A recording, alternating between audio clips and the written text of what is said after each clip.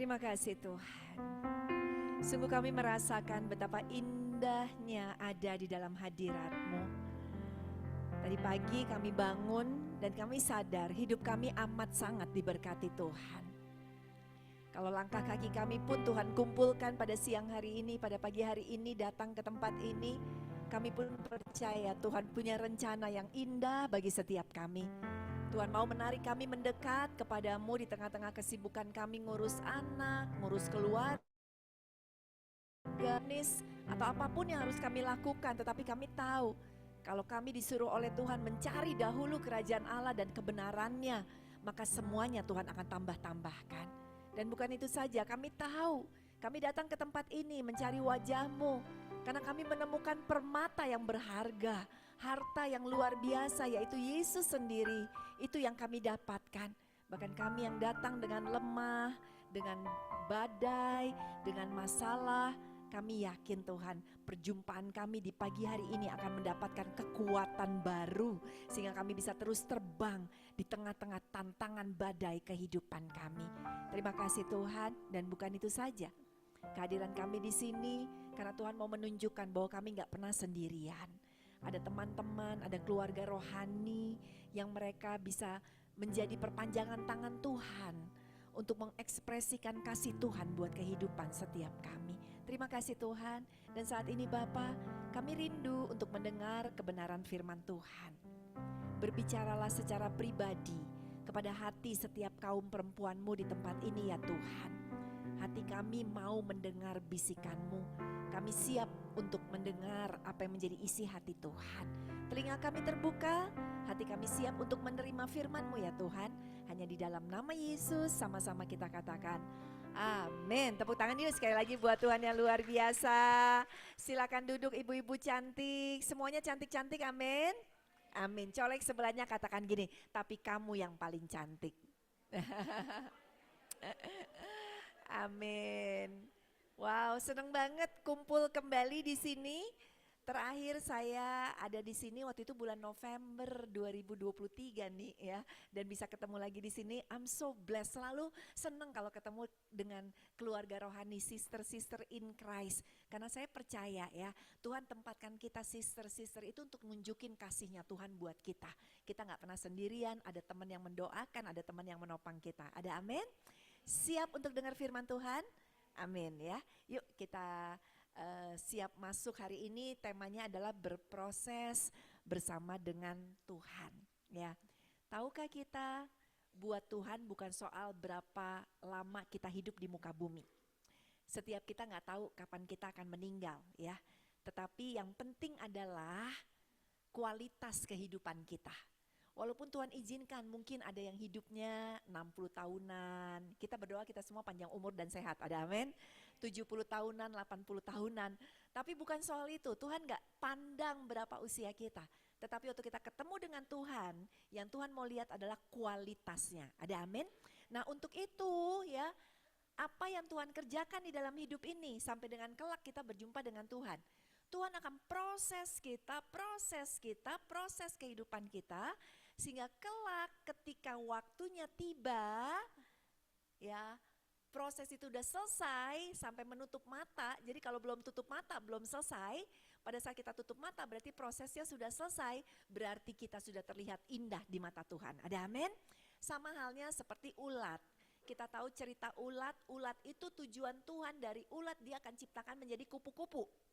Lewatin proses dulu, proses kepompong dan lain-lain, ugly, gak enak ya kan. Tetapi buat Tuhan yang dilihat adalah kupu-kupunya, amin. Tuhan sudah punya vision tentang kupu-kupu nanti akan berwarna orange, berwarna kuning, ada bintik-bintik merahnya. Aduh cantik-cantik banget kalau kita lihat yang namanya kupu-kupu. Tuhan udah lihat end prosesnya sama dengan kehidupan kita. Kenapa? Saudara diizinkan Tuhan sampai hari ini masih diproses. Karena Tuhan sudah lihat endingnya nanti kita semua cantik di mata Tuhan. Yang mau katakan amin, beri tepuk tangan yuk buat Tuhan kita Yesus Kristus.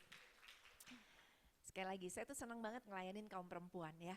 Kayak sehati aja gitu ya. Karena apa yang saudara alami, saya juga alami, ya kan. Kurang lebih kita ngerasain semua ya. Kalau lagi datang ke konseling sama saya gitu ya, terus mereka bilang, aduh suami nih suami, masalahnya suami, saya juga punya suami. Saya tahu apa yang Anda maksudkan gitu ya. Haleluya. Terus kalau cerita, aduh masalah anak, saya juga punya 3 orang anak. Saya juga tahu apa yang saudara maksudkan. Kemudian bilang lagi, aduh soal uang ya kan. Segala macam tentang keuangan kita. Saya juga alami yang namanya berbagai macam badai dalam keuangan. Saya tahu apa yang saudara alami ya. Apapun yang dialami oleh kaum perempuan, kurang lebih gak jauh-jauh lah. Kita punya feeling yang sama. Dan hari ini kita mau belajar, saudara terkasih ya. Sekalipun Tuhan izinkan kita ada di dalam proses masalah, tetapi ketika kita punya Tuhan, gak usah takut sama yang namanya proses. Gak usah takut sama yang namanya masalah. Kenapa? Karena Filipi 4 ayat 13 kita baca yuk. Sama-sama dengan suara yang keras. Hebat langsung baca, saya aja belum ngeliat tuh saudara udah baca ya, dahsyat luar biasa. Tapi saya senang semangatnya dahsyat ya. Saudara, saya mau ajak kita ikut baca semuanya sama-sama ya. Keluarkan suara kita, saya selalu paling senang ngajak jemaat baca.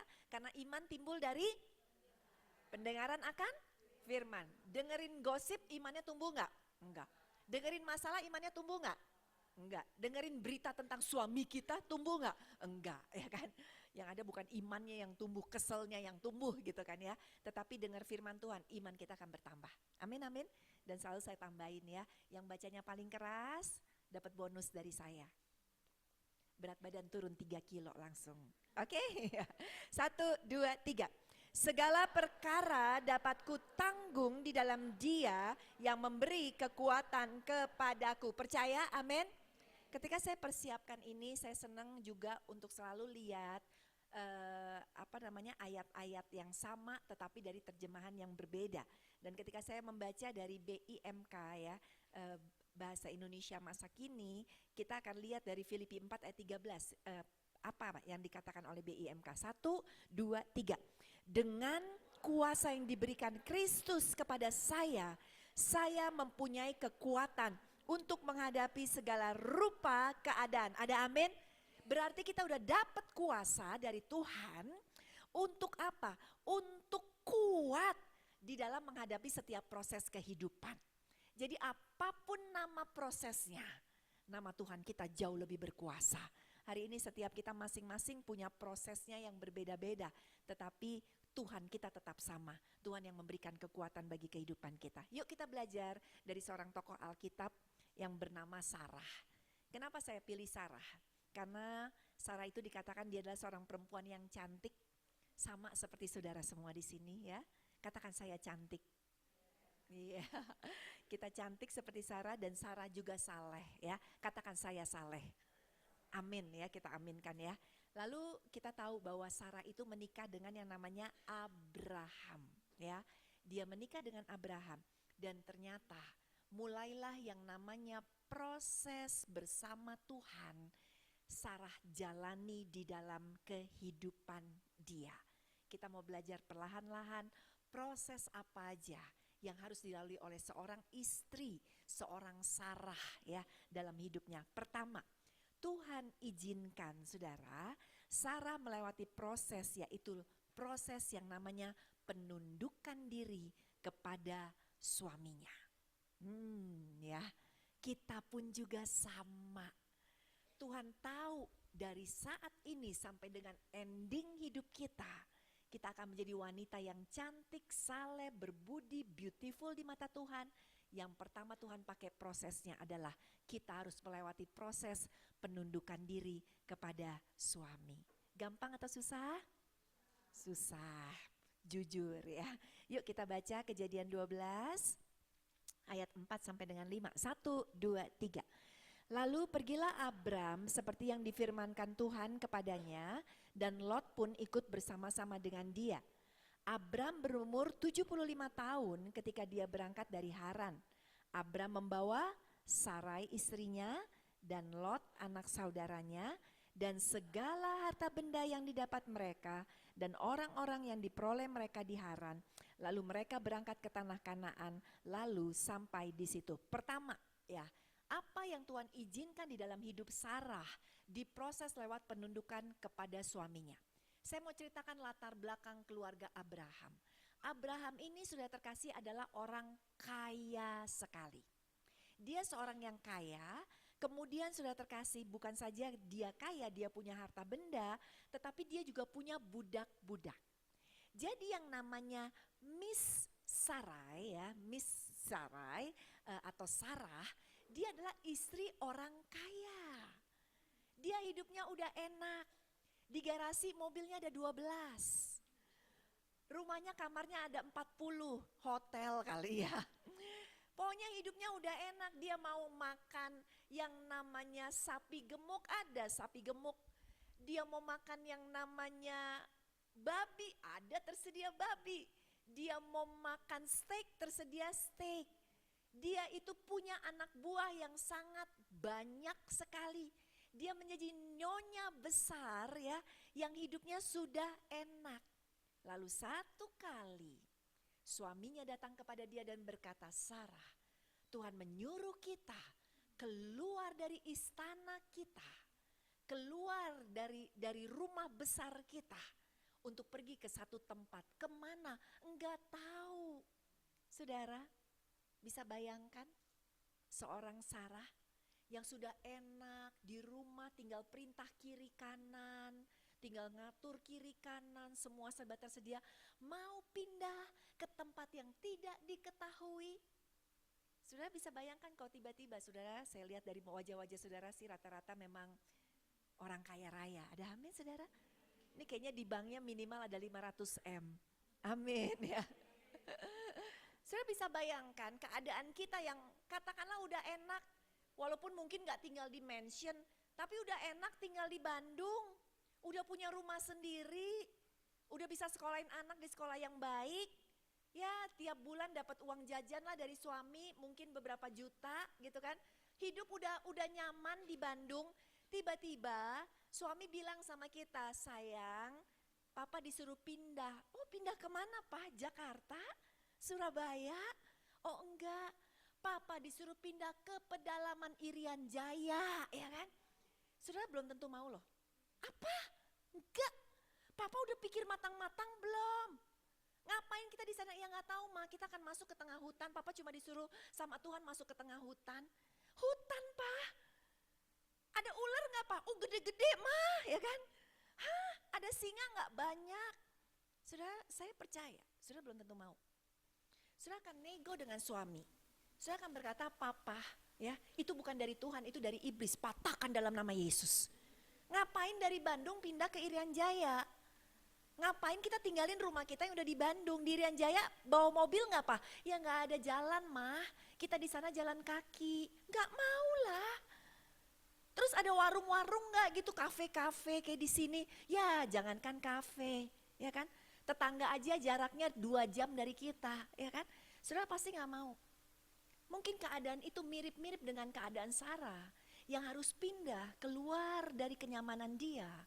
Tapi puji Tuhannya, ketika Tuhan proses dia berkata, oke, aku ikut. Dia nggak bilang, oke kamu pindah duluan, nanti kalau udah enak baru panggil aku. Enggak, ya kan? Saudara, kita bisa nggak sih tunduk sama suami? Ada di dalam keputusan, di bawah keputusan suami.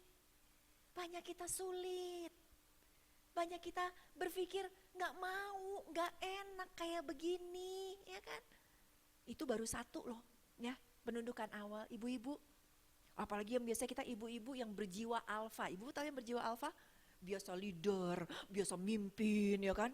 Suami juga dipimpin bawaannya. Sekarang aduh harus ada di bawah ini suami. Nggak gampang ibu-ibu. Apalagi ada tipe-tipe suami yang pragmatis, yang damai, sejahtera, sabar, ya kan? Mau ambil keputusan, Pak, gimana Pak? Tunggu, ya kan? Kita mau makan di mana? Tunggu, Papa doa dulu, ya kan? Ya gemes, nggak jalan. Saya banyak ketemu ibu-ibu kayak gitu. Aduh, pastor saya mesti gimana? Suami saya lama banget. Sayanya sat, ya kan? Dia lama banget mikir, lama, pengen saya dorong katanya gitu ya. Ibu-ibu, tapi bisakah kita belajar penundukan diri? Ya, kepada suami yang modelnya seperti begini? Atau kita ketemu suami yang keras, dia very alpha, dia sangat memimpin. Kita ngomong apapun juga gak bisa, nasehatin juga gak bisa. Pokoknya kalau dia bilang A, dia bilang A. Kalau dia bilang B, dia bilang B. Mau dia ke restoran A, dia akan pergi ke restoran A. Walaupun kita gak doyan itu makanan di restoran A. Bisakah kita tetap menundukkan diri kita? Ya, kenapa? Karena kita lagi diproses ternyata oleh Tuhan. Belajar dari Sarah, dia melakukan hal yang tepat. Ikut aja sama keputusan suami. Amin, saudara terkasih. Ya, kemudian selanjutnya Kejadian 12 ayat 11 sampai 23.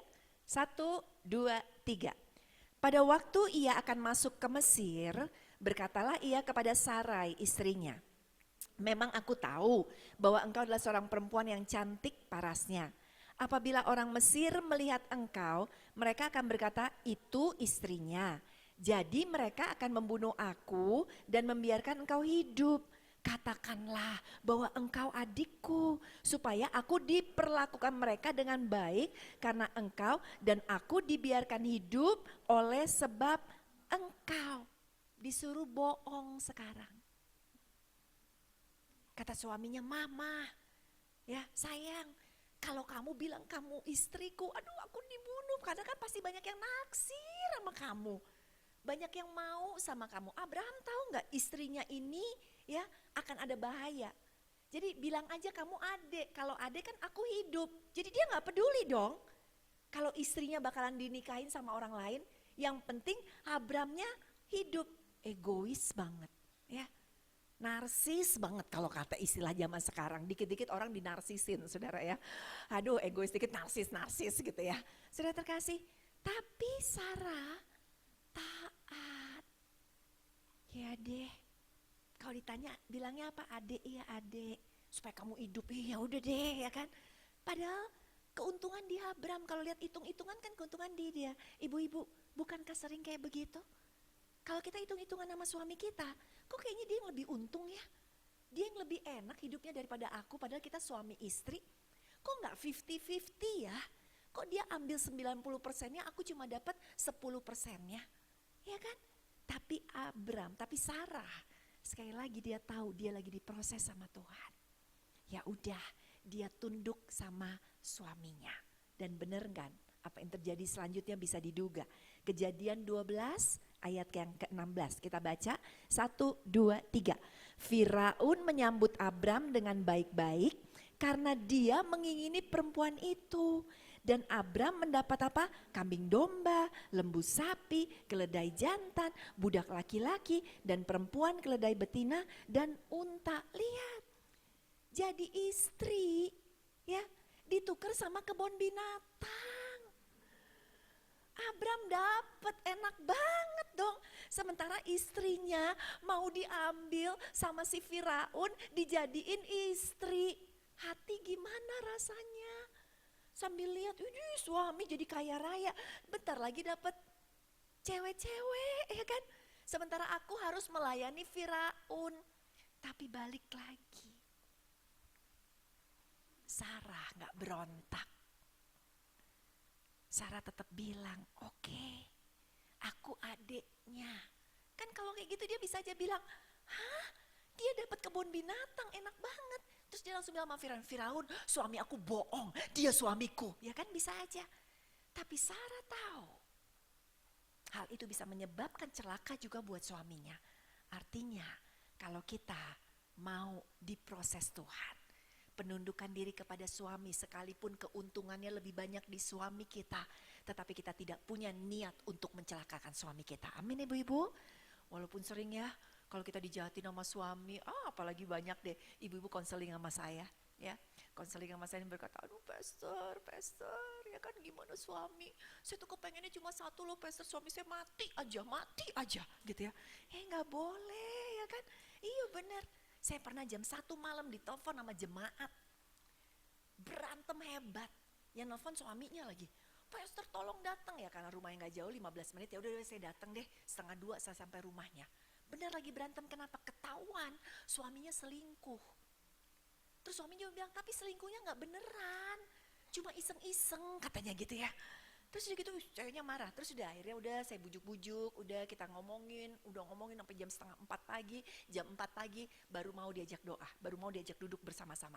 Udah doa ya, kita doa. Terus kata istri gini, Pastor saya cuma mau doa satu, doakan supaya suami saya mati, cuma itu aja katanya gitu ya. Saudara, banyak kita kayak gitu. Di proses Tuhan, penundukan diri kepada suami, dan Tuhan pakai suami kita melakukan hal-hal yang menusuk, yang tajam, yang kasar, yang gak enak, dan kita lupa kita lagi diproses sama Tuhan. Kita lagi disempurnakan sama Tuhan, karena ujung-ujungnya kita akan menjadi sosok wanita di mata Tuhan yang beautiful. Dan kita tetap harus bisa menundukkan diri. Dan Sarah lakukan itu. Dan hadiahnya apa? Ketika menjadi istri yang tunduk kepada suaminya, Tuhan bebaskan Sarah. Firaun akhirnya bilang, ternyata kamu istrinya ya, kamu bikin apa? Istana semuanya keadaan kok jadi berantakan begini gara-gara kamu. Kalau saya ambil istri kamu akan berantakan keadaan Mesir ini. Akhirnya dibalikin saudara. Tuhan bisa tolong dengan berbagai cara. Ibu-ibu, tetaplah tunduk kepada suami kita. Sekalipun kelihatannya dia yang menang, dia yang lebih beruntung, tetapi Tuhan tetap akan bela kita. Ada amin? Tetap belajar untuk berkata, iya Pak, iya, oke. Walaupun di hati udah pengen nyerocos, ngomong banyak ya kan. Tapi belajar untuk tunduk saja. Karena memang itulah perintah Tuhan buat kita. Efesus 5 ayat 22 sampai 24 kita baca 1, 2, 3. Hai istri, tunduklah kepada suamimu seperti kepada Tuhan, karena suami adalah kepala istri, sama seperti Kristus adalah kepala jemaat. Dialah yang menyelamatkan tubuh, karena itu sebagaimana jemaat tunduk kepada Kristus, demikianlah juga istri kepada suami dalam segala sesuatu. Amin ibu-ibu. Jangan suka nanduk-nanduk lagi ya. Udah tunduk aja ya, tunduk aja. Satu kali saya pelayanan di sebuah gereja untuk kaum perempuan, kaum wanita. Nah ibu gemnya ini teman baik saya. Jadi pulang ibadah dia bilang gini, Liv, usianya lebih tua dari saya juga. Liv, jangan pulang dulu, udah makan sama kita. Ya udah saya makan sama mereka dari ruang ibadah turun karena gerejanya ada di mall kayak gini, kita langsung ke restoran. Kira-kira ada 10 orang timnya yang juga diajak makan. Bugem duduk di kanan saya duduk di sini, di tengah, sebelah kiri ada ibu-ibu. Saya belum kenal. Jadi saya ngomong sama si ibu, saya bilang, Bu, wah melayani Tuhan juga. Iya. Terus dia bilang, saya sebenarnya baru nih Bu Levi ngelayanin Tuhan. Baru 3 bulan. Umur saya 63 sekarang, kata dia. Wah puji Tuhan Bu, gak ada kata terlambat ngelayanin Tuhan walaupun umur 63. Terus dia cerita apa? Sebenarnya Bu Levi, saya sudah kepengen melayani Tuhan dari umur saya 25 tahun ketika saya menikah sama suami saya. Tapi saya tidak dibolehin sama suami saya. Datang ke gereja ya, kebaktian wanita, di drop sama suami nunggu di parkiran. Selesai ibadah saya udah langsung harus masuk mobil pulang. Terus saya cuma bisa berdoa. Tapi saya cuma tunduk sama suami, gak boleh ya udah. Sampai akhirnya baru dapat permit keluar 3 bulan yang lalu. Apa udah boleh melayani. Jadi sekarang suami tinggal, enggak tetap nunggu katanya. Tapi sekarang dapat jatah sampai jam 2 siang katanya. Biarin aja lah dia palingan jalan-jalan di mall atau apa. Tetapi saya bahagia Bu, saya udah bisa melayani Tuhan. Saya bisa fellowship sama-sama. Saudara dari umur 25 Tuhan jawab di umur 63. Panjang. Tetapi itu loh yang Tuhan lihat. Proses penundukan diri ini yang Tuhan lihat, yang Tuhan hargai, yang Tuhan akan kasih tepuk tangan buat kita. Amin ya Bu-ibu. Jadi hari ini udah gak apa-apa, tetap tunduk aja. Aduh pastor gak tahu sih suami saya kalau saya tetap tunduk sampai kapan? Sampai waktunya Tuhan. Sampai proses itu Tuhan bilang sudah cukup. Ada amin? Kalau enggak nanti jadinya berantakan. Satu kali lagi saya mau cerita. Ya. Ada seorang wanita cukup alfa. Wow gesit segala macam. Suaminya yang tadi tipenya lebih tenang ya. Kemudian ini orang ini yang saya ceritakan kenalan dari mamah mertua saya. Nah satu kali sudah terkasih ketika saya baru pacaran sama suami saya, jadi waktu itu masih lebih mudaan dari sekarang ya. Terus saya dibawa ke rumah daripada tante itu. Suami saya, pacar saya waktu itu dia bilang, ini sahabatnya mama kita main ke rumahnya, disuruh main ke rumahnya. Oke, terus dia bilang, kamu tahu nggak ya di rumahnya dia pelihara anjing. Wah, pelihara anjing, iya. Anjingnya ada 26. Wah, ya kan? Bener, rumahnya gede. Di pagarnya tulis, awas ada anjing galak. Udah, kita ngebel, terus dibukain sama mbaknya, pembantunya, rumahnya gede, mobilnya banyak gitu di garasi. Wah, beberapa mobil lah gitu.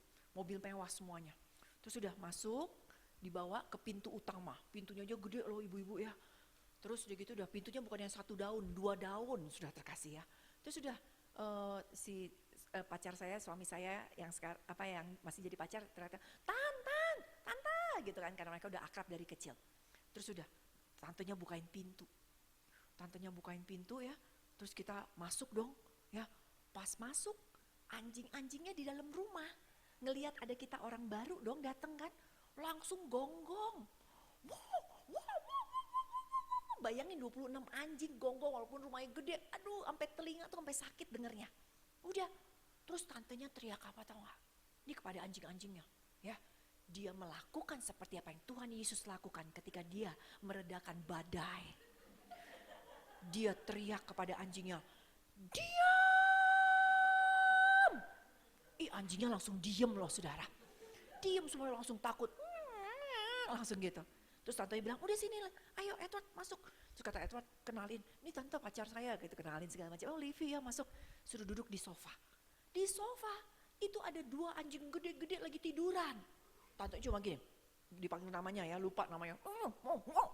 Anjing langsung takut lari ya kan. Terus sudah duduk di sofa. Terus si suami saya ngomong, Tan si om mana? Tuh di kamar cuma main game, kerjanya cuma main game katanya gitu ya. Terus udah gitu dia, oh belum selesai sampai situ, dia lagi mau suruh saya jalan ke sofa. Mau suruh saya jalan ke sofa. Sudah tahu apa yang terjadi? Ada satu doggy ngeliatin saya, ya kan? Saya juga liatin dia. Mungkin dia pikir, wih cewek cantik kali gitu kali ya. Jadi dia maksudnya mau gini, sweet gitu ya. Cuma sweet-sweetnya anjing kan, huk gitu kan. Dia mulai mulai pelan gitu kan. Yang anjing lain pikir kode.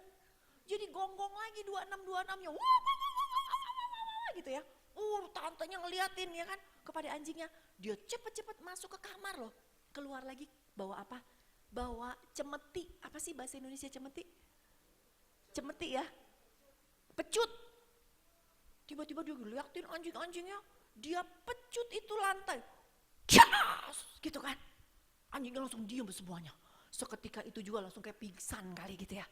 Wah kaget saya. Terus udah akhirnya kita boleh duduk. Terus baru deh pacar saya nanya, om mana? Oh om tuh kerjanya cuma main game di kamar. Dalam hati saya, tante kok saya jadi om, saya juga di kamar aja ya kan. Ngeri banget. Terus udah akhirnya diajak ke omnya, apa benar dia ada TV gede, dia lagi sendirian gitu kan. Terus udah lihat, berhenti kata istrinya, nih ada Edward nih, berhenti katanya gitu kan. Suaminya langsung berhenti. Terus buka pintu ya, oh iya, Edward kan udah kenal dari kecil, Edward, iya kenalin nih om, nih Levi gitu ya. Oh iya, suaminya saya lihat tinggi, kurus, mungkin akibat penderitaan demi penderitaan yang dia alami gitu. Kayaknya makanan gak jadi di badan dia gitu ya. Terus udah gitu udah singkat cerita ya kan, udah kita duduk lagi kita ngobrol. Terus di mobil saya bilang, wih tantenya galak ya, galak banget ya. Suaminya baik banget Liv, suaminya baik banget katanya. Cuma tantenya galak banget. Dinasehatin sama mama saya berkali-kali, udah kamu gak boleh terlalu galak sama suami. Nanti suami lari. Gak mungkin dia katanya gitu kan. Udah kira-kira 10 tahun kemudian, gak pernah ketemu lagi. 10 tahun kemudian saya lagi ada di Plaza Senayan, saya inget banget di Jakarta sama suami saya. Tiba-tiba dari jauh dari teriak, Edward gitu ya. Pas kita lihat, si tante ya kan. Apa kabar? Kata si tante gitu ya. Tan baik gini ya segala macam. Udah lama gak ketemu ya. Udah terus gini, Edward katanya kita ngopi dulu bentar ya. Kenapa Tan? Udah tante mau cerita. Iya ngopi. Terus dicerita bilang apa? Ya si suami saya kan tahu keluarga mereka dari kecil udah tahu gitu. Udah tahu semuanya. Terus dia bilang gini, Om selingkuh, kata tantenya gitu. Hah? Ya kan? Selingkuh sama siapa Tan? Itu disebutin nama sekretarisnya di kantor. Suami saya tahu persis. Selingkuh sama si A, katakan gitu. Selingkuh sama sekretarisnya, gitu ya. Terus ya udah Tante udah cerai sekarang, katanya gitu. Hah? Ya ampun kaget. Udah selesai. Di mobil saya nanya lagi, kamu tahu siapa yang diselingkuhin? Iya sekretarisnya. Aduh Liv gak ada cantik-cantiknya. Tante ini jago bahasa, bisa 5 bahasa. Ya, tante ini, wah memang kerjanya ke luar negeri, bolak-balik segala macam. Sekretarisnya biasa banget orangnya, cuma tukang ketawa, banyak senyum. Ya, jadi bisa bayangin dong saudara, si Om di rumah kayak neraka, ya kan? Datang ke kantor mungkin nunduk, ya kan? Mikir kali aduh istri galak banget ya kan? Sampai di kantor sekretaris sambut, pagi Pak, ya kan? Tukang bercanda lagi kata suami saya, itu aduh tukang bercanda, humoris. Pagi Pak, Bapak kok nunduk Pak, jangan nunduk Pak. Yang nunduk cuma anak babi Pak, karena dia malu punya ibu babi gitu kan saudara. Bapak kan bukan anak babi gitu.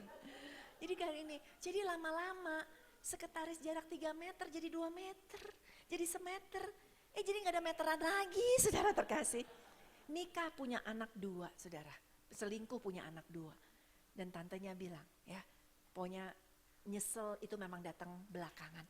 Dan singkat cerita karena kenalan dari mama mertua saya, kan kita masih terupdate kan dengan keadaan si tante. Kasihan loh saudara, hidupnya susah banget, pindah ke kota kecil dan mama mertua saya pernah kayak rumah di pinggir kota ya, yang kecil segala macam gak bagus. Masuk ke dalam rumahnya aja tuh mobil gak bisa masuk, kayak di desa gitu.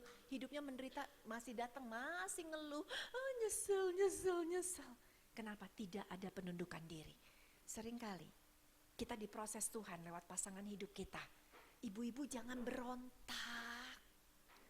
Ikutin aja apa kata Tuhan. Ikutin aja. Selama suami kita gak mencelakakan kita, gak kayak dia ngancem-ngancem kita atau KDRT sampai kita babak belur atau apa ya kan. Kalau semuanya masih berjalan dengan baik. Ataupun mungkin nggak baik dalam arti nggak sampai kena ke ngelukain tubuh segala macam. Ibu-ibu belajar untuk taat, percaya pembelaan itu berasal daripada Tuhan. Tuhan pasti akan bela kita anak-anaknya, amin. Tepuk tangan ya sekali lagi buat Tuhan kita Yesus Kristus. Oke, yang kedua, proses bersama Tuhan ya. Tuhan proses kita lewat apa lagi? Yang kedua, proses Tuhan lewat aneka masalah dalam rumah tangga dan kehidupan kita, dalam kehidupan dan rumah tangga.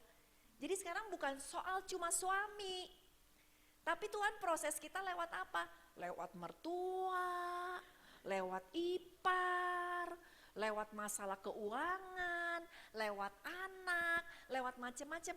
Tetap jalani aja prosesnya, enjoy the pain istilahnya. Proses gak enak, proses sakit, tapi nikmati aja ya. Balik lagi kepada Sarah. Kejadian 15 ayat 3 sampai dengan 6. 1, 2, 3. Lagi kata Abram. Ini Abram lagi ngomong ke Tuhan. Tuhan kasih janji kan bahwa Abram akan dapat anak waktu umur 75. Tetapi ditunggu-tunggu gak dapat anak. Jadi dia lagi doa sama Tuhan. Kita baca yuk Kejadian 15 ayat 3 sampai 6. 1, 2, 3. Lagi kata Abram. Oh ada gak? Oh gak ada ya? Oke saya bacain aja ya. Abram ngomong gini sama Tuhan. Engkau gak memberikan kepadaku keturunan sehingga seorang hambaku nanti yang jadi ahli warisku. Karena gak punya anak, orang lain gitu ya. Tapi Tuhan bilang kepada dia, oh orang itu gak akan menjadi ahli warismu. Melainkan anak kandungmu, dia yang akan menjadi ahli warismu.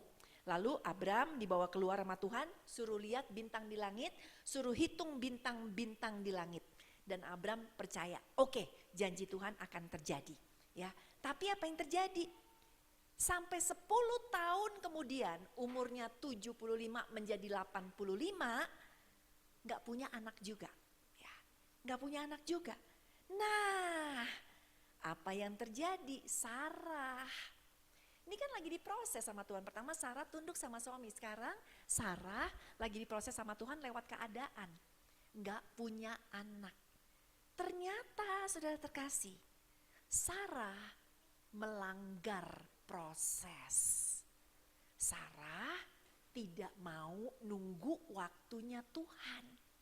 Apa yang dia lakukan? Kejadian 16 ayat 3 sampai 4 kita baca. 1, 2, 3. Jadi Sarai istri Abram itu mengambil Hagar hambanya orang Mesir itu, yakni ketika Abram telah 10 tahun tinggal di tanah Kanaan, lalu memberikannya kepada Abram suaminya untuk menjadi istrinya. Abram menghampiri Hagar lalu mengandunglah perempuan itu. Ketika Hagar tahu bahwa ia mengandung, maka ia memandang rendah akan nyonyanya itu. Lihat ibu-ibu, tujuan Tuhan kita dikasih masalah sebenarnya untuk memproses kita. Tetapi banyak kita cari jalan keluar sendiri. Kita mikirin apa ya yang bisa saya lakukan supaya saya keluar dari proses ini dengan segera. Itu yang dilakukan oleh Sarai. Dulu suaminya dapat kebun binatang, ingat segala macam binatang. Sekarang suaminya enak banget, dapat perempuan saudara. Yang ngasih siapa? Istrinya sendiri. Ya gak nolak lah. Suami dapat perempuan, apalagi dapat izin daripada istrinya. Berarti saudara, siasat atau ide untuk Abram punya perempuan itu asalnya daripada si Sarah sendiri, ya. Tapi apa yang terjadi ketika akhirnya Hagar mulai memandang rendah kepada nyonyanya, di situ Sarah melakukan hal ini. Kita lihat Kejadian 16 ayat ke-5. Baca yuk 1, 2, 3. Lalu berkatalah Sarai kepada Abram, penghinaan yang kuderita ini adalah tanggung jawabmu. Akulah yang memberikan hambaku kepada engkuanmu, tetapi baru saja ia tahu bahwa ia mengandung, ia memandang rendah akan aku. Tuhan kiranya yang menjadi hakim antara aku dan engkau. Nyalain suaminya. Padahal idenya dia. Ibu-ibu, di dalam kita diproses Tuhan, jangan suka nyalain keadaan. Jangan suka nyalain masa lalu. Ini salah mama nih, dulu kalau mama gak jodohin saya sama nih suami gak begini, misalnya gitu ya. Ini salah nih mestinya. Langsung semuanya kita cari, kita tunjuk-tunjuk untuk menyalahkan orang lain atau menyalahkan keadaan. Ibu-ibu, bisakah kita di dalam masa proses dengan Tuhan berkata, terima kasih Tuhan, masalah ini adalah berkat buat hidupku. Ada amin ibu-ibu? Gak mudah ngomong gitu. Tetapi kenapa kita bilang berkat? Karena kita lagi dibentuk menjadi serupa dengan Tuhan. Supaya sifat karakter jelek kita buang dan sifat karakter Allah masuk di dalam kehidupan kita. Jadi ibu-ibu, stop untuk nyalain keadaan. Stop untuk nyalain suami. Stop untuk nyalain anak. Stop untuk nyalain apapun juga. Kenapa? Karena ini adalah bagian dari proses yang Tuhan izinkan. Amin ibu-ibu ya. Dan apalagi yang gak boleh dilakukan adalah ketika kita ada di dalam proses Tuhan, jangan sampai kita balas dendam atau berbuat jahat. Karena itu yang dilakukan oleh Sarah. Kejadian 16 ayat 6 kita baca 1, 2, 3. Kata Abram kepada Sarai, hambamu itu di bawah kekuasaanmu, perbuatlah kepadanya apa yang kau pandang baik. Lalu Sarai menindas Hagar sehingga ia lari meninggalkannya. Dia balas dendam. Ibu-ibu, berapa sering saya juga ketemu dengan kaum perempuan yang dihianati suaminya. Dan mereka ada yang memilih untuk balas dendam. Balas dendamnya gimana? Ya udah deh, sekarang saya mulai chattingan lagi sama mantan saya. Ibu saya udah pernah ngomong kan, mantan itu apa? Maco tapi setan, hati-hati ya. Mantan maco tapi setan, hati-hati. Balas dendam, biarin aja. Ibu-ibu, kita keluar dari jalur prosesnya Tuhan pada saat kita berubah itikat, berubah karakter dari yang harusnya lewat proses karakter, yang keluar adalah karakter pengampunan, karakter kesabaran, karakter kebaikan, kita melenceng. Sekarang yang keluar balas dendam. Sekarang yang keluar kejahatan kita. Ibu-ibu, stop sampai di sini. Jangan lakukan lagi. Kalau ada di antara kita yang masih dendam sama suami, gak mau masakin, gak mau melayani, biarin aja, gak usah aku layanin, biar tahu dia, ya kan? Itu balas dendam.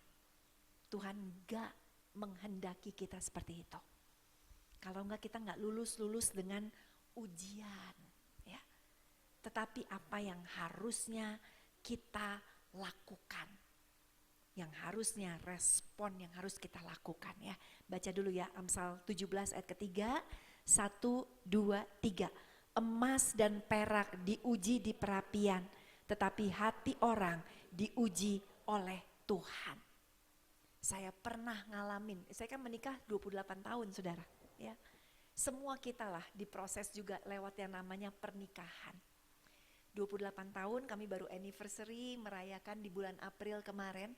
Tetapi pertanyaannya, apakah 28 tahun itu honeymoon tiap hari? Oh enggak. Ya, honey-nya kadang-kadang udah habis madunya, ya kan? Yang ada ya tinggal apa? Tinggal moon-nya gitu ya. Tinggal bulannya. Bulan itu dari jauh bagus, dari dekat berantakan ternyata, ya. Sudah terkasih, saya juga alami, saya pernah alami masa-masa kita kayaknya dia ada di frekuensi yang mana, saya di frekuensi yang mana, ya.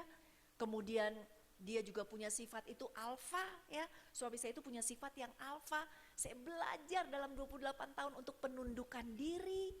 Saya belajar kalau suami saya bilang gak boleh ya Lev, saya tidak lakukan. Ketika kami sudah mulai berkeluarga, ada masalah, tantangan di dalam keluarga, ya.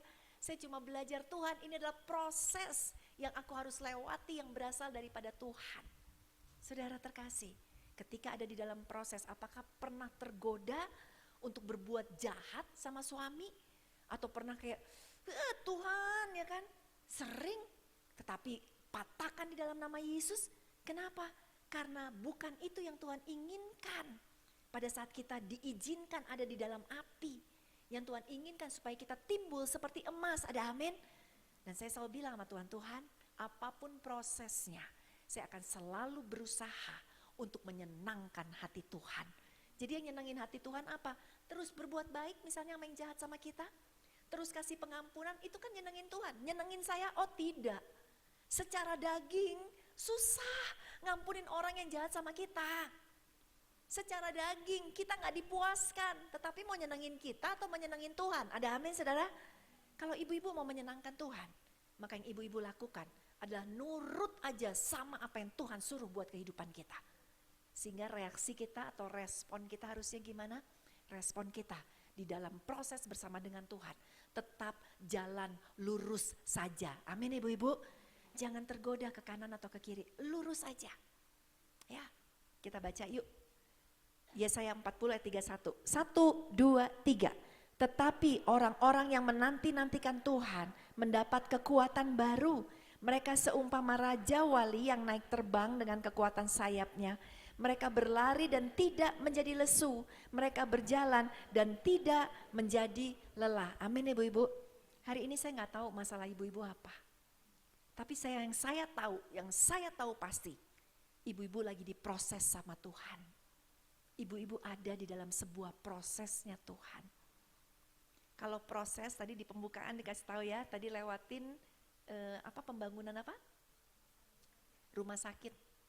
Ibu-ibu kalau di tengah jalan menyerah, yang punya rumah sakit bilang aduh biayanya mahal, capek gak selesai-selesai. Mau tahu itu bangunan jadi apa?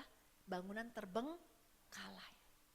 Padahal kalau jadi rumah sakit, pas jadi rumah sakit itu akan nolong ribuan orang berobat.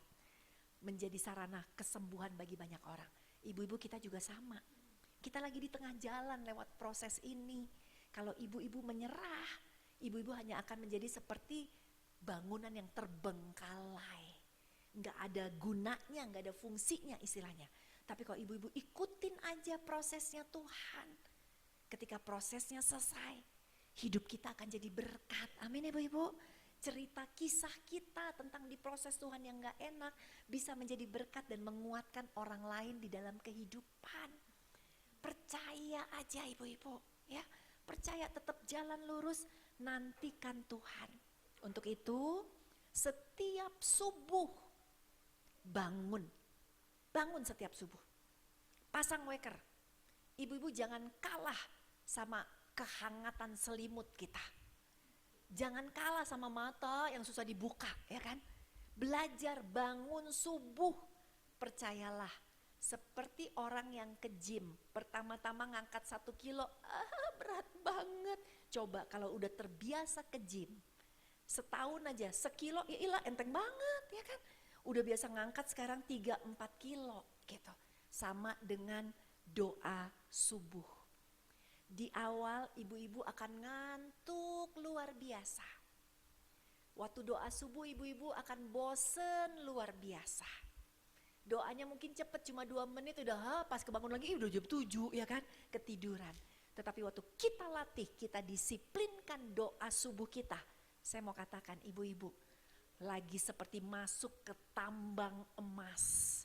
Waktu kita melekat sama Tuhan, kita lagi masuk ke tambang emas. Apa yang akan kita dapatkan waktu kita menggali tambang emas di pagi hari? Kita akan mendapatkan kekuatan baru. Sepanjang hari suami belum berubah, masalah belum berubah, tetapi kitanya sudah berubah. Kitanya udah lebih kuat. Dulu dikatain suami atau diajak ngomong sama suami yang kasar, dikit-dikit sakit hati, ya kan? Saya pernah nge-wave rambut, ya.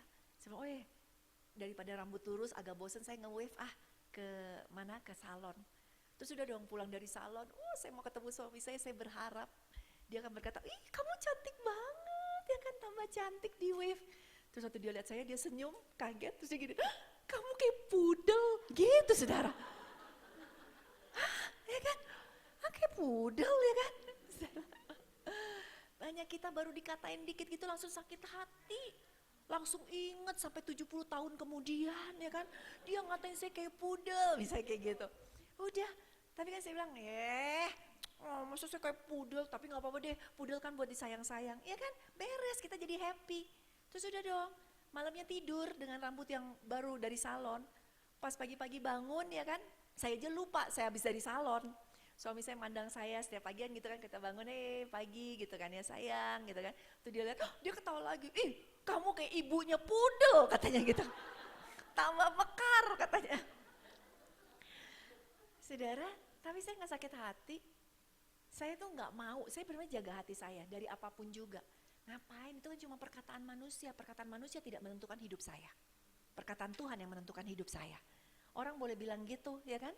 Ya saya nganggapnya dia cuma bercanda, orang dia tukang bercanda juga.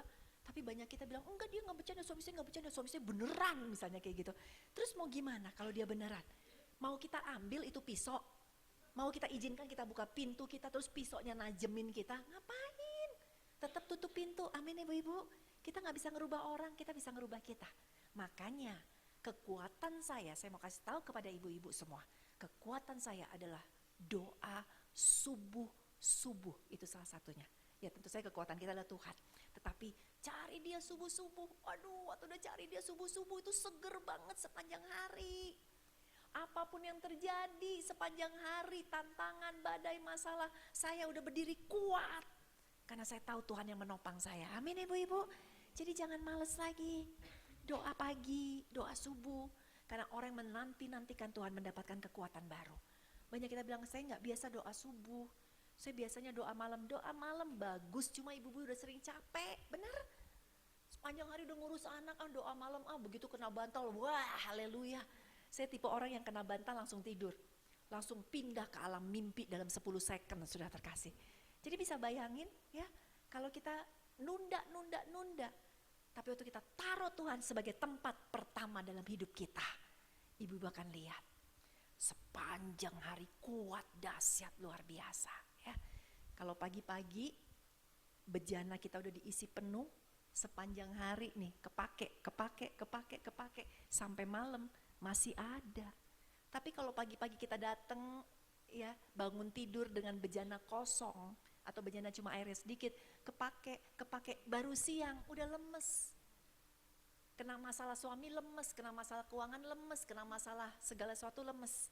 Tetapi kalau kita pagi-pagi mencari dahulu ya kerajaan Allah dan kebenarannya, orang-orang yang menanti-nantikan Tuhan, kita akan tetap terbang tinggi bagai Raja Wali. Amin ibu-ibu. Sepanjang hari apapun tantangan badai masalahnya, kita kuat karena kita tahu ada Tuhan yang menyertai kita. Amin. Jadi hari ini yuk belajar berproses bersama dengan Tuhan. Prosesnya apa? Penundukan diri kepada suami. Doain suami, ibu-ibu ya. Kemudian yang kedua, lewat masalah kehidupan kita.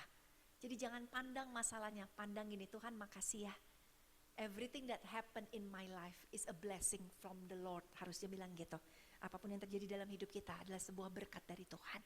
Lewat masalah apapun masalahnya, semua adalah berkat.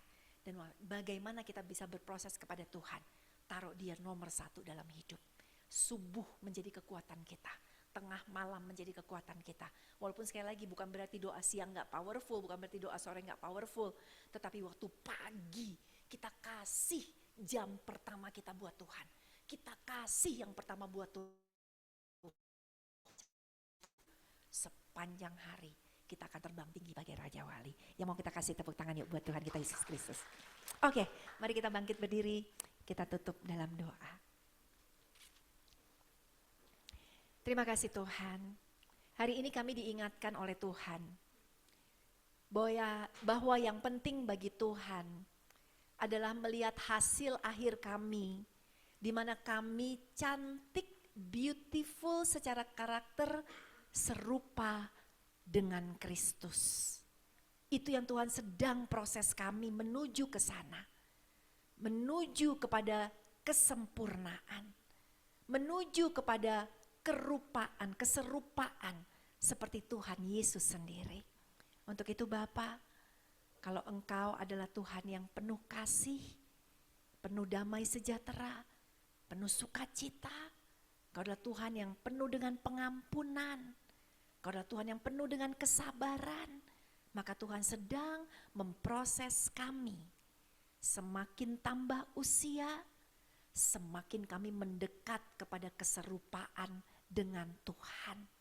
Semakin kami tambah usia, semakin kualitas inner beauty kami yang semakin bersinar. Untuk itu Tuhan, Engkau akan terus proses kami. Pertama-tama Tuhan akan proses kami lewat suami kami. Tuhan, Engkau tahu siapa ibu-ibu di tempat sini yang memiliki suami yang mungkin begitu keras.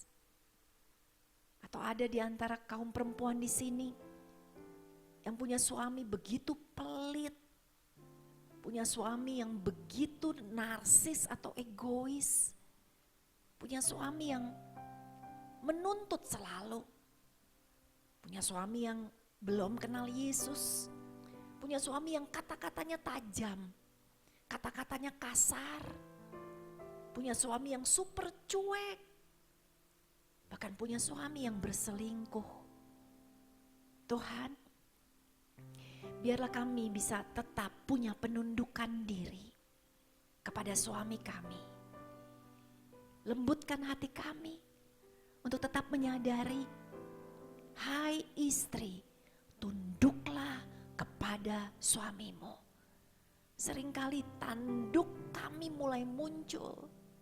Seringkali kami pengen komplain, kok gini sih Tuhan? Kok keputusan suami mau menang sendiri sih Tuhan?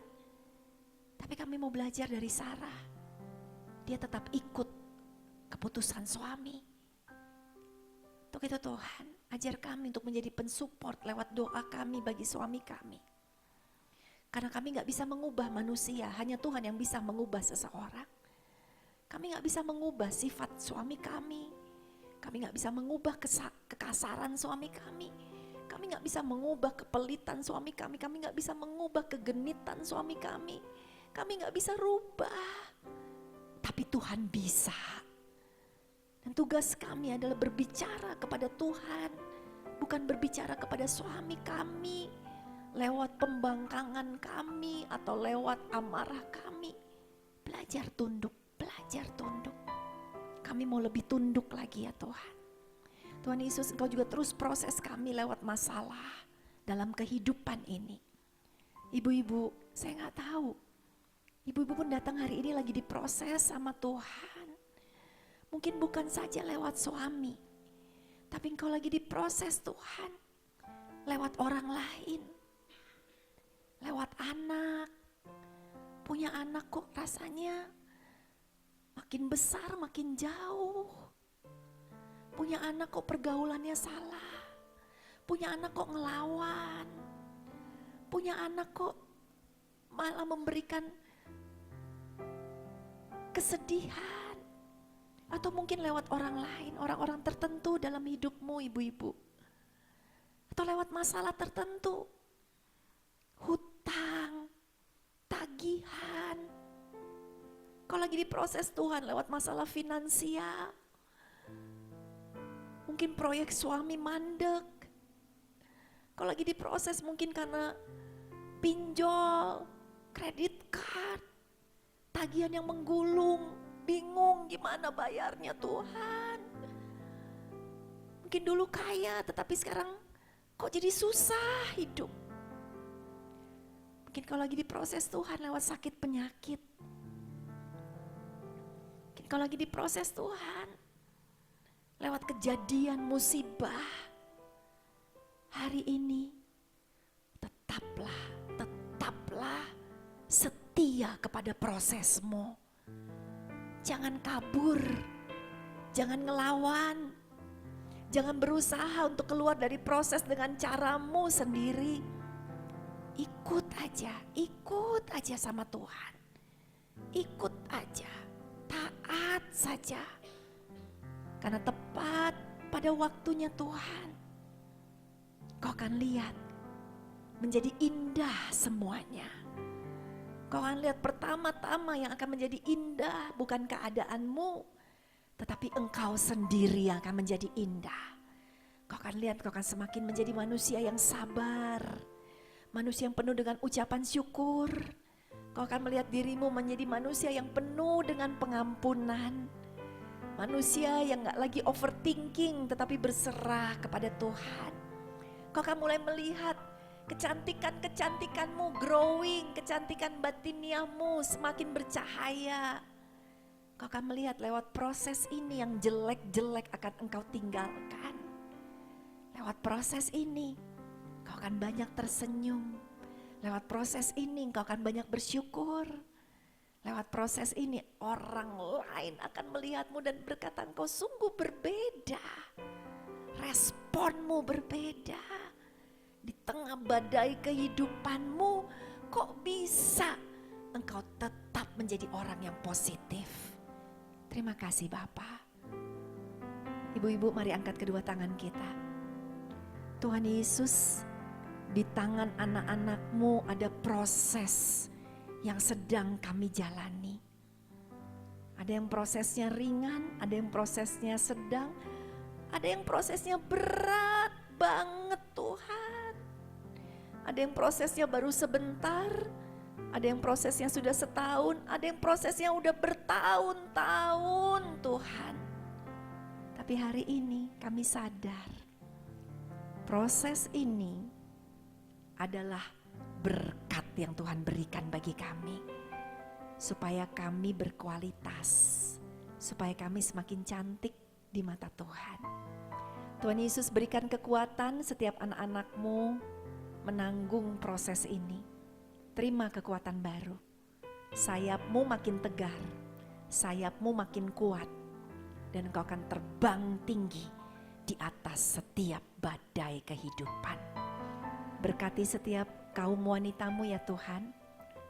Mereka adalah sosok yang berharga. Mereka adalah sosok yang luar biasa. Dan mereka pulang ke rumah, mereka akan mentransferkan suasana surgawi dalam rumah mereka. Mereka akan mentransferkan kepada suami, kepada anak-anak mereka sukacita yang melimpah-limpah. Terima kasih Tuhan Yesus, terima kasih Roh Kudus. Hanya di dalam nama Yesus setiap kita yang sudah diberkati sama-sama kita katakan amin. Tuhan memberkati.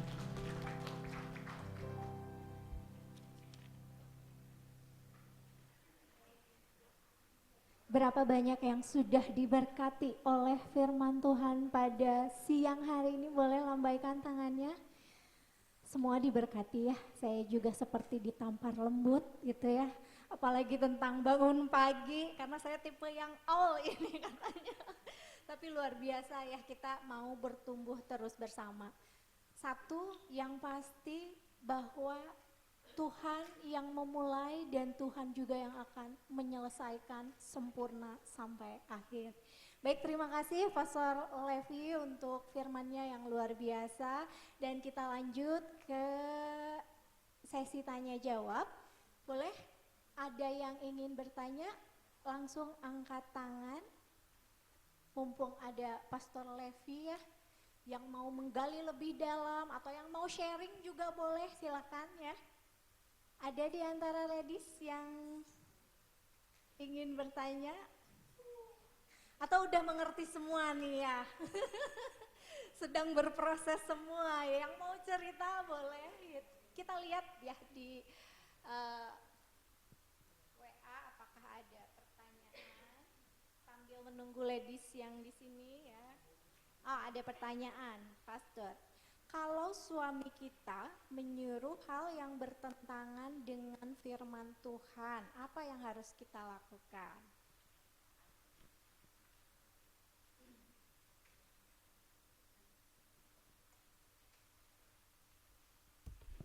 Kayak Sarah tadi ya, disuruh bohong.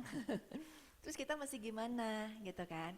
Ya pertama-tama tentu saja tadi kan kita udah ajarin penundukan diri ya. Penundukan diri artinya bukan berarti kita setuju terus kita ikut-ikutan, tetapi ada cara ya, yaitu bicara sama dia ya, bahwa Pak ini bertentangan loh. Tidak, maksudnya kita jelasin ke dia resikonya apa yang akan terjadi kalau kita melakukan yang tidak boleh gitu kan. Kemudian kalau memang kita tahu bahwa kan ada banyak ya melanggarnya. Kalau cuma kayak melanggar misalnya yang kecil-kecilan, belok kiri ini perboden Pak gitu kan ya. Cepet sebelum parkirnya diambil orang. Mungkin itu sesuatu yang lebih simpel lah gitu ya. Tapi gimana kalau resikonya besar ya. Kayak misalnya disuruh untuk apa ya, misalnya korupsi kayak gitu-gitu ya. Nah tentu saja ada batasan-batasan ya yang kita harus beritahukan kepada suami, Pak kalau yang ini aku tidak mau, ini melanggar gitu ya. Batasan-batasan yang tahu kita bertentangan dengan firman Tuhan gitu. Kita tetap sampaikan kepada dia, Pak ini melanggar, ini gak boleh, aku gak mau karena aku lebih takut akan Tuhan gitu. Itu yang bisa kita lakukan ya. Ada pertanyaan lagi? Baik, terima kasih. Mumpung saya di depan sini. Ya, silakan untuk ladies yang belakang atau mau ditunjuk. Ada yang ingin bertanya? Sudah ini ya, sudah mengerti semua sepertinya Pastor. Baik, terima kasih ladies ya untuk dan selanjutnya kita akan masuk ke pengumuman. Nanti kalau ada yang tiba-tiba keinget pengen nanya boleh ya, mumpung belum selesai. Oke, pengumuman ini adalah kontak person ya dari tim pengerja kami. Silahkan untuk ladies yang butuh dukungan doa atau info, atau mungkin ada ladies juga yang rindu untuk melayani ya bersama di ladies community. Silakan boleh di screenshot nomor di depan. Ya, dan jika ada teman-teman juga yang rindu untuk didoakan, boleh silakan ya. Oh, ada yang mau bertanya boleh, silakan. Tadi kan di example yang istrinya akhirnya setelah 26 tahun ya, akhirnya jadi baru boleh pelayanan kan kalau nggak salah. Tapi kan aku pernah baca juga ya di Lukas 14 ayat 26 ada kata yang mengatakan bahwa jika seorang tidak membenci keluarganya, dalam arti mengasihi Kristus lebih, ia tidak dapat menjadi muridku. Nah kalau aku nangkepnya kan kalau di Lukas 14 ayat 26 itu berarti kita tuh tetap harus mengutamakan Tuhan lebih daripada keluarga kita sendiri. Jadi kalau kita dipanggil untuk melayani Tuhan, harusnya bukannya kita tetap melayani Tuhan terlepas dari apa yang suami kita bilang gitu, karena bagi kita kan tetap Tuhan yang lebih penting kan. Dan ya maksudnya aku dari ayat ini aja gitu yang agak bertentangan gitu sama yang cerita tadi gitu. Terima kasih, pertanyaannya luar biasa ya. Silahkan, Pastor. Oke, terima kasih. Oke, ini yang disebut dengan namanya prioritas ya. Prioritas pertama adalah Tuhan. Prioritas kedua adalah keluarga. Prioritas ketiga adalah prioritas kedua adalah suami istri, prioritas ketiga adalah anak, prioritas keempat adalah pekerjaan, prioritas kelima adalah pelayanan. Jadi justru pelayanan itu adanya di bawah. Sehingga waktu suami yang adanya di prioritas kedua itu kita utamakan, kita sudah melakukan yang benar. Tapi kalau hanya karena misalnya pelayanan, karena pelayanan itu kan tidak berarti bentuknya harus ada di dalam gereja. Pelayanan itu bukan berarti harus jadi singer dulu. Kita pelayanan pun di rumah, itu adalah bentuk pelayanan kita. Kita melayani suami itu pun di mata Tuhan. Istilahnya gini, mau kerja yang pagi dapat 1 dinar, kerja yang siang dapat 1 dinar ya kan. Mau melayani di gereja yang jadi WL 1 dinar, yang jadi penerima tamu 1 dinar. Melayani di rumah pun di mata Tuhan itu berharga gitu ya. Jadi kita tetap mengerti prioritas dulu. Kalau prioritasnya adalah dikatakan nomor 1 Tuhan, nomor 2 bukan pelayanan ya. Tuhan itu bukan pelayanan loh gitu ya. Yang kedua adalah suami istri, ketiga anak, keempat pekerjaan, kelima baru ministry. Waktu kita ngerti hal ini, kita nggak akan terdakwa gitu loh. Kita nggak akan apa ya kan, iblis juga sering kayak kasih di otak kita, kamu nggak melayani, kamu gini-gini. Oh enggak, aku udah bener kok urutannya ya. Melayani keluarga itu lebih penting daripada melayani pekerjaan Tuhan. Itu jawabannya. Baik, makasih. Pastor, ada lagi satu pertanyaan. Sampai batas mana kita harus bertahan? Misal, apakah sampai KDRT atau tidak bertanggung jawab atau selingkuh atau apa? Atau bagaimana jika suami yang bertekad cerai? Oke, sampai mana kita bertahan ya kan? Oke, pertama harus diingat dulu basicnya pernikahan Kristen adalah apa yang telah dipersatukan Allah tidak boleh diceraikan oleh manusia. Ingat dulu itu basic awalnya ya. Supaya apa? Jangan sedikit-sedikit cerai, sedikit-sedikit cerai. Oke, sekarang kita bahas satu persatu ya. KDRT. KDRT memang ranah yang kita bisa hancur atau bisa mati ya. Bisa nih suaminya ngebogemin terus segala macam. Disitulah yang namanya perpisahan sementara diizinkan. Tapi untuk menuju ke situ semua ada prosesnya ya. Untuk menuju ke situ konsultasi ke gereja harus, karena harus ada bukti ya. Harus ada orang yang dari rohani untuk tahu. Kita nggak boleh cuma langsung, pokoknya selalu cari leader di gereja. Sampaikan saya udah babak belur, saya udah ini segala macem gitu ya. Jadi kita punya orang-orang juga sebagai bukti gitu. Itu. Dan ternyata bener, pokoknya sampai ditusuk gunting lah, wah udah bahaya. Apakah boleh? Boleh, karena kalau enggak kita bakal mati. Ini baru ditusuk gunting bisa ini ya. Tapi apakah kemudian kita bercerai atau tidak? Jangan langsung masuk ke sesuatu yang belum kita upayakan. Harus selalu upayakan maksimal. Di dalam masa perpisahan sementara, minta doakan, doa sama Tuhan, minta orang gereja nolongin dia, minta teman sahabat nolongin, pokoknya kita harus juga menolong gitu ya, cari apa yang bisa kira-kira kita lakukan juga gitu ya. Dan kebanyakan saya pernah nanganin kasus KDRT ya, puji Tuhan akhirnya berkurang gitu loh, akhirnya suaminya bisa berubah ya. Itu karena istrinya tetap percaya, walaupun mereka sempat separate gitu. Selingkuh, sekarang kita ngebahas selingkuh. Nah, saya baru diundang makan sama pasangan muda, baru nikah kira-kira mungkin 7 tahun. Lalu pasangan muda ini bilang, Pastor, pokoknya kita udah bikin perjanjian. Perjanjiannya kita akan sehidup semati kecuali salah satu selingkuh. kata dia gitu. Pokoknya kalau udah ada yang selingkuh, tidak ada ampun. Baik yang pria maupun yang wanita, terus keduanya kayak ganggu-ganggu, ya, kita ya. Kita pokoknya udah janji nih pastor, kita udah sepakat, ya. Dan saya mau katakan, ya, kalau dalam hal perselingkuhan, apa gunanya pengampunan? Kalau Tuhan ngajarin kita untuk mengampuni. Jadi nggak sampai di titik perselingkuhan langsung bye gitu, enggak. Ampuni, ya. Berapa kali suruh ngampunin kata Tuhan? 7 kali 70 kali, 100.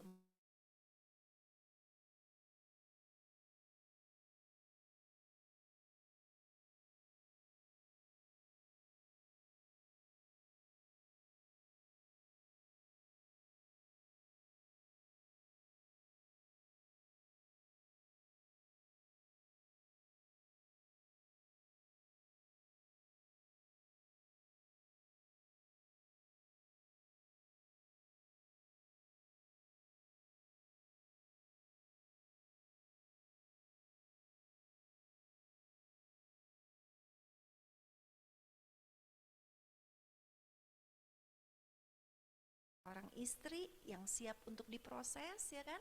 Kita percaya kok Tuhan mampu kok mengubahkan. Ibu-ibu, cerita tentang perselingkuhan itu sekarang umum banget. Dan cerita orang-orang yang bercerai akibat perselingkuhan itu umum banget. Tetapi tahukah ibu-ibu, cerita tentang wanita-wanita yang bertahan di dalam pernikahan karena mereka tetap bertahan berdoa untuk suaminya, cerita pertobatan juga ada. Juga banyak yang berhasil, amin ibu-ibu, ya kan? Artinya mau pilih yang mana, mau cerita yang gampang, ya, proses yang gampang jadinya gampang. Tapi kalau Tuhan izinkan proses yang susah, jadinya dahsyat luar biasa, amin. Ngebangun sesuatu yang gampang ya gampang, ya. Tetapi ngebangun sesuatu yang rumit, yang complicated, yang susah, oh diperlukan waktu bertahun-tahun. Tapi hasilnya dihargai. Ibu-ibu, itu gunanya pengampunan, itu obatnya. Ya, sambil terus hidup takut akan Tuhan, sambil terus punya konseling, ya, karena kan tetap orang harus punya tempat curhat, cerita, tetap keluarin sampah-sampah gitu ya, tetap harus kita lakukan. Tetapi intinya kalau buat saya, lakukan dulu 1 juta cara bertahan, percaya, ya, supaya apa? Supaya kita tahu di tengah jalan Tuhan pasti tolong kok, nggak mungkin Tuhan nggak nolong, gitu. Tuhan pasti tolong. Oke. Kalau suami ngajak cerai sekarang, ya, tadi pertanyaannya, ya. Kalau suami ngajak cerai, kan kita tetap bertahan. Kita bilang, saya tidak percaya perceraian. Pokoknya saya tetap tidak percaya perceraian. Tapi suami, ya, ini ada kasus, maksudnya ada orang yang udah pernah kesaksian, tahu-tahu surat dari court, dari pengadilan datang. Istrinya padahal nggak pernah datang, istrinya nggak pernah setuju, karena cowoknya udah sama cewek barunya lah gitu ya. Tahu-tahu sah dinyatakan. Kok bisa, saya nanya? Karena dibayar. Courtnya dibayar sama suaminya. Yang penting suaminya bisa pergi aja sama tuh cewek gitu. Terus udah, jadi statusnya cerai. Tapi kan cuma di atas kertas. Buat istrinya nggak pernah ada perceraian. Suaminya kawin lagi loh, ya. Suami kawin lagi. Istrinya sampai sekarang tidak pernah menikah lagi. Kenapa? Karena dia tetap percaya. Dan ibu-ibu sekali lagi, ya. Saya melayani kaum perempuan udah banyak banget, dan ternyata di akhir cerita laki-laki kehidupan, ya, waktu udah sakit banyak dibuang sama istri keduanya, ya, di depan, balik lagi ke istri pertama, ya kan? Kita diproses punya kelembutan hati. Kalau kita nggak lembut hati, kita bilang ngapain balik lagi, ya kan? Enak aja waktu kuat aja, ya kan? Sekarang udah segala macam. Oh enggak, ya. Ibu-ibu belajar pengampunan. Aduh, hadiah kita itu di surga kelak, beautiful banget. Terus mau di akhir ke ujung kehidupan kita suami datang udah didropin. Ini ada ibu-ibu cerita lagi, iya suami saya didropin lagi sama istri mudanya, didropin sampai depan pintu. Kan jalan udah pincang-pincang, udah gak punya duit, ya kan. Saya buka pintu, kan gitu. Kenapa? Ya udah diusir sama istri pertama, maukah kamu terima aku kembali, ya kan. Banyak kita doanya kan minta suami balik. Banyak kita doanya minta suami bertobat. Tapi waktu dia bertobat, wih kita gengsi, ya kan. Karena kita lagi naik di atas kayak levelnya lagi tinggi, dia yang butuh kita gitu ya. Jangan, udah ibu-ibu kita nggak usah main game di dalam kehidupan pernikahan kita. Ya, banyak orang main game kayak, ini harus gini, nggak usah. Udah ngabdi aja sama suami, ya. Udah kalau memang dicerain sama suami, kita percaya itu hanya perceraian surat. Tetapi di mata Tuhan kita nggak pernah bercerai dengan suami kita sampai maut memisahkan. Amin. Amin. Baik. Terima kasih Pastor Levi dan semoga menjawab ya, luar biasa. Mari kita mau tepuk tangan untuk kemuliaan Tuhan ya. Dan kita lanjut ke pengumuman berikutnya.